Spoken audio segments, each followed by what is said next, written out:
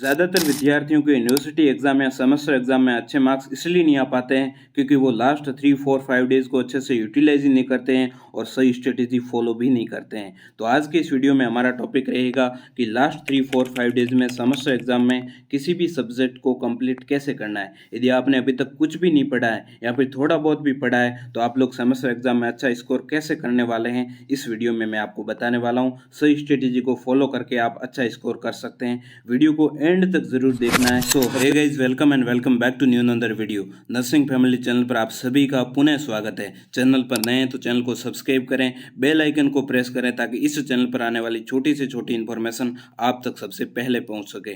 Video के नीचे comment जरूर करें ताकि हमें आपका रेस्पॉन्स का पता चले कि हमें नेक्स्ट वीडियो किस टॉपिक पर बनाना है। तो सबसे पहले चैनल को सब्सक्राइब जरूर करें। अब हम लोग वीडियो में आगे बढ़ते हैं और हमारे इस टॉपिक को शुरू करते हैं। सो गाइस, चलिए अब हम लोग वीडियो को शुरू करते हैं। सबसे पहला क्वेश्चन आपके दिमाग में ये आएगा कि क्या लास्ट 2, 3, 4, 5 डेज में किसी भी सेमेस्टर एग्जाम के किसी भी सब्जेक्ट में अच्छा स्कोर कर पाना संभव है या नहीं। जी हाँ, बिल्कुल संभव है क्योंकि यूनिवर्सिटी एग्जाम और कॉम्पिटिशन एग्जाम में बहुत ही ज़्यादा डिफरेंस होता है। यूनिवर्सिटी एग्जाम में आपको सिर्फ पास होने के लिए पढ़ना होता है। स्पेसिफिक या शॉर्ट सिलेबस होता है क्योंकि आप सब्जेक्ट एक ही पढ़ते हैं और डेस्क्रिप्टिव होता क्वेश्चंस टाइप होते हैं और इसमें ओनली फॉर पॉजिटिव मार्किंग्स होती है और लास्ट मिनट प्रिपरेशन से भी काम चल पाता है।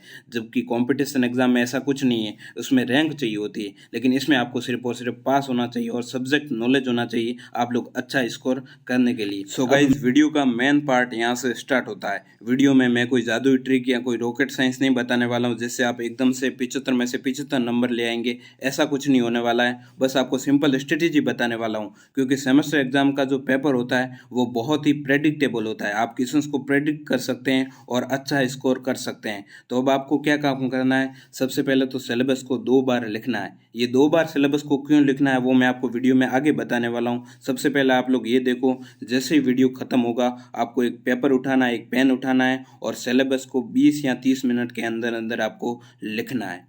और ये आप काम कैसे करोगे, आईएनसी की जो पीडीएफ है सिलेबस वाली, उस पीडीएफ का आपको यूज़ करना है और आपके जो पीवाईक्यूज़ हैं, पीवाईक्यूज़ आपके पास सॉल्व पेपर पड़े होंगे उनका यूज़ करना है या फिर आपके पास कोई भी मॉडल पेपर पड़े हैं उसका भी आप लोग यूज़ कर सकते हैं। तो आपको एक पेपर लेके जो सारे टॉपिक्स है अपना नॉलेज यूज़ करके जो इम्पोर्टेंट टॉपिक्स आपको लगते हैं और आपके पीवाईक्यूज़ में जो ज़्यादा बार रिपीट हुए हैं उनको आपको नोट डाउन करना है। ये आपका सबसे पहला काम है और आधा काम तो आपका यहीं पे हो जाता है जब आप सिलेबस को लिखते हैं। तो सबसे पहला काम ये आपको मस्ट करना ही करना है। जैसे वीडियो खत्म होगा तो आप लोगों को सबसे पहला काम ये करना है। अब हम लोग देख लेते हैं दूसरा काम, स्टडी मटेरियल आपके पास क्या क्या होना चाहिए।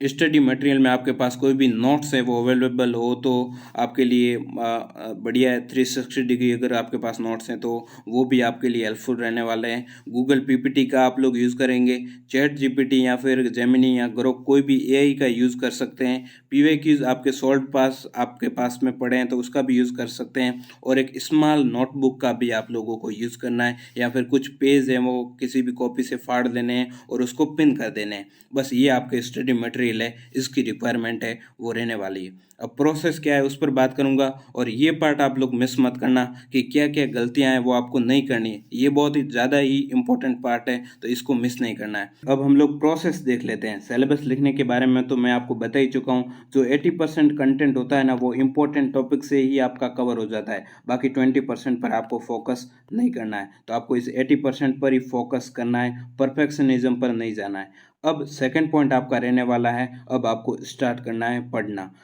तो आप लोगों को जो अपना सिलेबस है उससे कोई भी टॉपिक उठा लेना है और आप लोगों को किसी भी एआई से उस टॉपिक को सबसे पहले तो समझ लेना है। आप लोग चैट जीपीटी का यूज़ कर सकते हैं, जेमिनी भी अच्छा है, उससे भी आप लोग इजी लैंग्वेज में है वो समझ सकते हैं। आपके जो भी कंसेप्ट है उस टॉपिक से रिलेटेड वो सारे आपको कंसेप्ट है वो समझ लेने हैं। तो सबसे पहला काम तो आपका ये हो गया कि आपने उस टॉपिक को ईजी लैंग्वेज में समझ लिया। आप लोगों को ज़्यादातर स्टूडेंट्स क्या करते हैं, उनको एआई का यूज़ भी नहीं करना आता है अच्छे से, तो आपको एआई का अच्छे से यूज़ करना है और अच्छा प्रॉम्प्ट, जितना अच्छा प्रॉम्प्ट होगा आपको एआई उतना अच्छा डिटेल में आंसर देगा। आपका कोई भी डाउट है तो वो भी आप एआई से पूछ के सॉल्व कर सकते हैं। तो सबसे पहले आपने उस टॉपिक को समझ लिया, ठीक है, आपका काम डन हो गया, आपने टॉपिक को समझ लिया। उसके बाद आप लोग एग्जाम में यदि आपने टॉपिक समझा हुआ है तो भी आपको दिमाग में आ जाएगा। तो गाइज अब आपको आगे क्या करना है, थर्ड पॉइंट अगर मैं बात करूं तो आपने उस टॉपिक को समझ तो लिया है, अब आपको क्या करना है, आपको एग्ज़ाम में प्रेजेंट करना है। इसलिए अब आप क्या करोगे,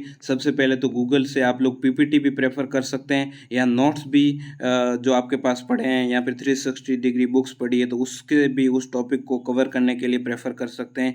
तो किसी से भी आप लोग फॉलो करो एग्ज़ाम में लिखने के लिए। ये वाला जो पॉइंट है ये भी बहुत ज़्यादा इंपॉर्टेंट है। आपने उस टॉपिक को समझ तो लिया, लेकिन आप लोग एग्ज़ाम में लिखोगे कैसे? इसलिए उसके लिए आपको क्या करना है, जो हमने स्मॉल बुक ली थी या फिर जो आपने पिन पेपर लिए थे, उसमें आपको जो टॉपिक का इम्पोर्टेंट लाइन है या फिर जो पंच पॉइंट है, इम्पोर्टेंट मार्किंग है, उसको लिख लेना है ऊपर। और जब आप एग्ज़ाम में लिखोगे तो उसको हाईलाइट भी करना है। उसके बाद में या फिर कोई टाइप्स दिया गया है या फिर कोई क्लासिफिकेशन दिया हुआ है या फिर कोई एग्जाम्पल्स दिए हुए हैं या फिर कोई स्पेसिफिक फीचर लिखा हुआ है या फिर आपका पूरे टॉपिक में जो मेन लाइन है उसको आपको ऊपर ऊपर से लिख लेना है। जो पॉइंट्स है वो आपको ऊपर ऊपर से लिख लेने हैं। बहुत ही कम स्पेस में आपको वो लिखना है। ठीक है, इतना काम हो गया। उसके बाद में क्या करना है, उस टॉपिक को रिवीजन भी करते रहना है ताकि आप कंसेप्ट को भूलें ना। उसके बाद में जैसे ही आपके एग्ज़ाम का पहला दिन बचेगा, वो आपका सिलेबस पूरा हो गया, प्रत्येक टॉपिक के लिए आपको वही स्ट्रेटेजी है वो फॉलो करनी है।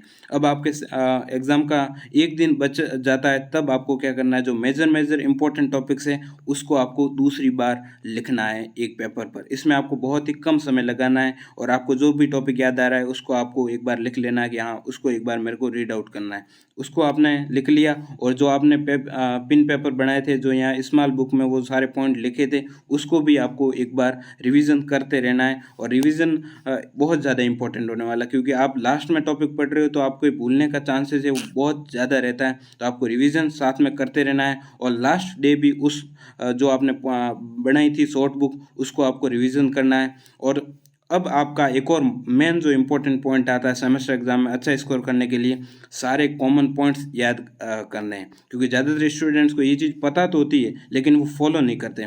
कॉमन पॉइंट्स में आप लोग क्या याद कर सकते हैं, जैसे मैनेजमेंट है वो सभी में लगभग कॉमन होते हैं, तो वो आप लोग याद कर सकते हैं।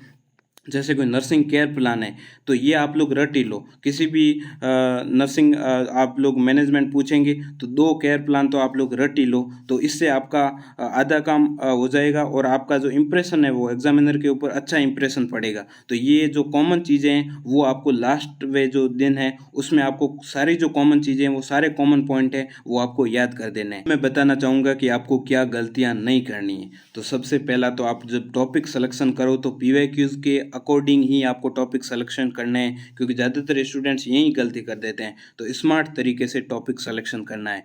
दूसरे पॉइंट है कि मोबाइल को अवॉइड करना है और हाइड्रेटेड आपको रहना है ताकि आप लोग इफ़ेक्टिव लर्निंग कर पाओ।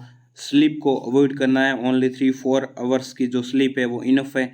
रिवीजन बहुत ही ज़्यादा इंपॉर्टेंट है। इसमें आप लोग टॉपिक को पढ़ तो लोगे, एक बार गो थ्रू तो कर लोगे, एग्जाम में फिर वो आपको दिखेगा भी कि हाँ ये तो मैंने पढ़ा हुआ है, लेकिन आप लोगों को रिकॉल करने में दिक्कत आएगी। इसलिए रिवीजन बहुत ज़्यादा इंपॉर्टेंट है। उसके बाद में वाईटी के लॉन्ग वीडियोज़ को अवॉइड करना है। ज़्यादातर स्टूडेंट क्या करेंगे, यूट्यूब को खोलेंगे और वहाँ से पढ़ने की कोशिश करेंगे, तो वहाँ से आपको बिल्कुल भी नहीं पढ़ना है। हालांकि कोई हार्ड कंसेप्ट आ गया तो फिर वहाँ से आप लोग समझ सकते हैं, कोई प्रोसीजर है जो हार्ड है तो वहाँ से आप लोग समझ सकते हैं। बुक से पढ़ना अवॉइड करना है, क्योंकि जो बड़ी बड़ी बुक्स होती हैं वो बहुत ज़्यादा टाइम कंज्यूमिंग होती है, उसको समझने में भी दिक्कत आएगी, तो उसको अवॉइड करना है। ओनली शॉर्ट नोट्स को ही फॉलो करें एग्ज़ाम के टाइम में। और एग्ज़ाम के एक दिन पहले है वो नए टॉपिक है वो आपको पढ़ना अवॉइड करना है।